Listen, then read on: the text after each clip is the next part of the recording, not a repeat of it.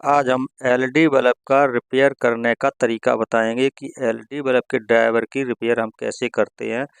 तो इस तरीके को आज हम समझाएंगे कि किस तरीके से आप एलईडी की पावर सप्लाई को ठीक कर सकते हैं। तो सबसे पहले देखिए, हमारे यहाँ दो दो रेजिस्टेंसें लगी हैं। ये रेजिस्टेंसों को फ्यूजेबल रेजिस्टेंस बोलते हैं, ये फ्यूज का काम करती हैं। इस तरीके से ये दो, इसके बाद हम यहाँ पर अगर हम 220 वोल्टेज सप्लाई को देंगे, अगर ये रेजिस्टेंस है अगर सही होंगी तो इस रेजिस्टेंस अगर, तो यहाँ हमको 220 वोल्टेज की सप्लाई एसी मिलेगी। इन पॉइंटों पर हमको 220 वोल्टेज की सप्लाई यहाँ मिलेगी।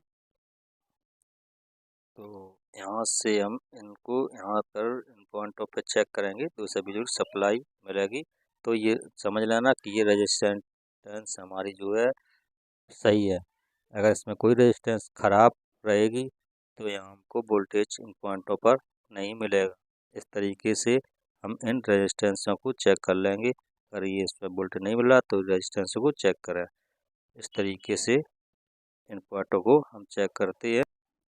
इसके बाद फिर हम आगे बढ़ेंगे। ये हमारा ब्रिज रेक्टिफायर लगा है, यहाँ इस पर हमारे जो है 2.4 पिन हमारी बनी है। तो यहाँ से इसको ट्रैक करते हुए यहाँ जो ये हमारी कॉइल लगी है, इस कॉइल से क्रॉस होते हुए यहाँ और भी रेक्टिफायर इस पिन पे हमारे जो है कनेक्ट है। यहाँ से पॉइंट पे चेक करेंगे और दूसरे वाला यहाँ से इस पॉइंट पे चेक करें। यहाँ वोल्टेज को हम चेक करेंगे। यहाँ अगर आपको 220 वोल्टेज की सप्लाई मिल रही है तो हमारी यहाँ वोल्टेज सही मिल रही है। तो ये हमारी सब यहाँ इतना जो कंपोनेंट है, लाइन है, वो हमारी बिल्कुल क्लियर है, प्रॉपर है। तो इस तरीके आप समझना कि इतना जो सर्किट है हमारा बिल्कुल सही है। इसके बाद अब हम ब्रिज रेक्टिफायर को क्रॉस करेंगे तो यहाँ हमको क्या अब हमें एसी नहीं, अब इसके बाद हमें क्या मिलेगा, डीसी डीसी वोल्टेज यहाँ मिलेंगे।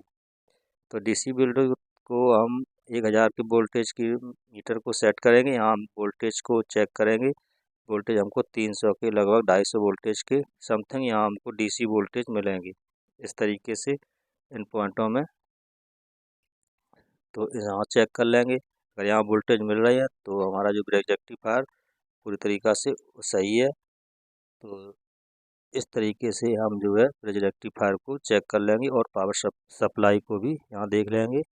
तो इस तरीके से हमने इतना जो है ठीक हो गया। तो ये ब्रिज रेक्टिफायर ठीक हुआ है। इसके बाद अब हम इस पे एक एमओवी लगी है।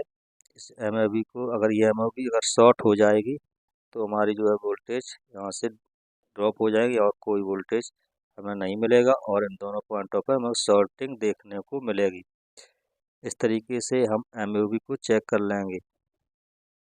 तो फिर हम इस वोल्टेज को चेक करते हुए तो यहाँ ये हमारा जो है माइनस इस पॉइंट को आता हुआ यहाँ से सीधी हमारी लाइन जो है इस कैपेसिटर पर जो है माइनस वाली यहाँ इससे हमारी पिन ये हमारी इस माइनस पॉइंट पे यहाँ कैपेसिटर से होती डायरेक्ट हमारी आउटपुट के पॉइंट पे यहाँ कनेक्ट हो गई है। तो यहाँ हमको क्या मिल रहा है, माइनस। तो माइनस ये क्लियर हो गया है।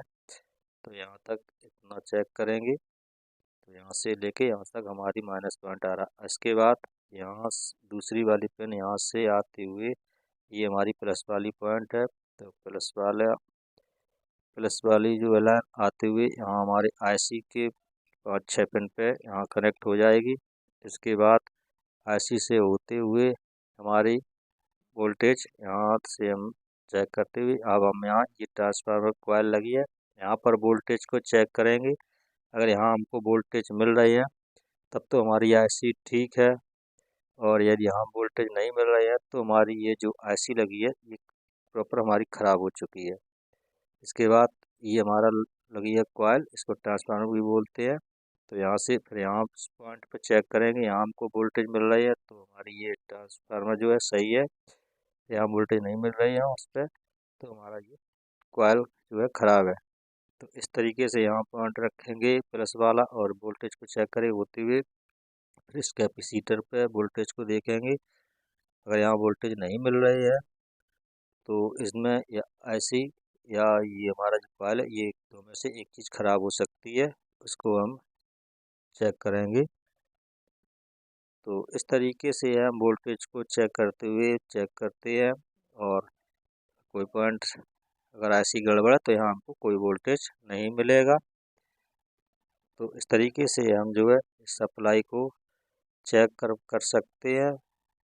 तो इस तरीके से चेक कर किया जाता है, तो चेक कर लेंगे। तो यहाँ हमारे वोल्टेज जो है, अगर ये सब चीज़ें कंपोनेंट सही है तो हमको यहाँ वोल्टेज मिलेंगे। तो इस तरीके से चेक करेंगे जो है पावर सप्लाई को एलईडी बल्ब की। तो यहाँ हमको वोल्टेज कम, यहाँ पर हमको वोल्टेज लगभग, जब इसको लोड नहीं रखेंगे तो हमको यहाँ वोल्टेज 100 के समथिंग वोल्टेज दिखाएगा।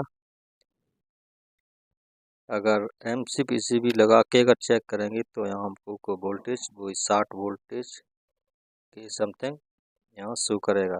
तो लोड पे यहाँ हमको वोल्टेज जो है वो 60-70 वोल्टेज मिलेंगे, और बिना लोड के तो यहाँ हमको 100 वोल्टेज मिलेंगे। इस तरीके से एमसीपीसी को लगा के या बिना लगा के चेक करेंगे। तो ये जो एलईडी की पावर सप्लाई को अगर यहाँ वोल्टेज हमको इतने मिल रही है तो हमारी ये पावर सप्लाई ठीक है।